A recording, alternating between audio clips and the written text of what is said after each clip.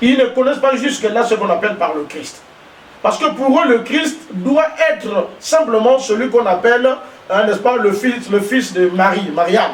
Vous voyez? Et ils ne connaissent pas que le Christ n'a pas commencé à ce niveau-là.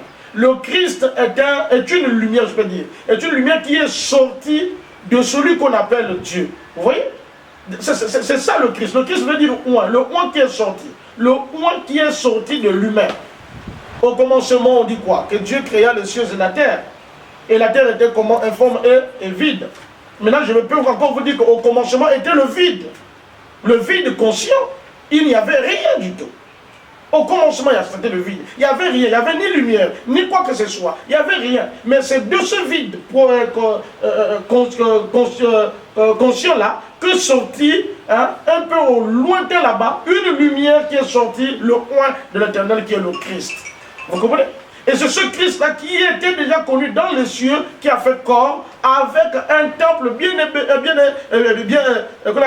élaboré sur la terre. Ce qui était donc le fils de Mariam. Vous voyez? Le fils de Mariam était un temple en préparation qui grandissait, j'allais dire, en sagesse et stature.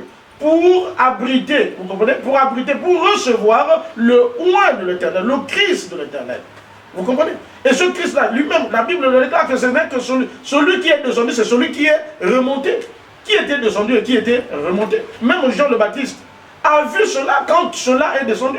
Quand le Christ est rentré, le Christ céleste est rentré avec le temple, n'est-ce pas, de la terre, le temple de Jérusalem, sincèrement, qui était donc le temple vivant, qui était Yeshua Mashiach, vous comprenez? Donc à ce niveau, même ce temple-là était dédicacé, je vous ai dit. La dédicace de ce temple était le nom donné par même l'archange qui était Gabriel, qui était venu. Que le temple va sortir, mais ce temple-là va marcher au milieu des hommes comme Dieu étant avec les hommes. Vous comprenez? Emmanuel. Vous comprenez? La personnification de Dieu sur la terre. Emmanuel. Dieu avec les hommes. Vous comprenez? Dieu avec les hommes. Maintenant, il a un nom. Le nom, c'est Yeshua. Le nom du temple, c'est Yeshua.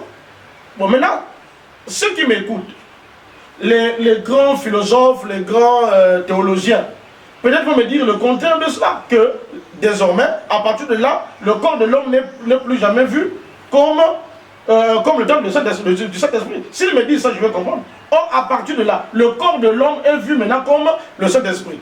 Comme le temple du Saint-Esprit, j'allais dire.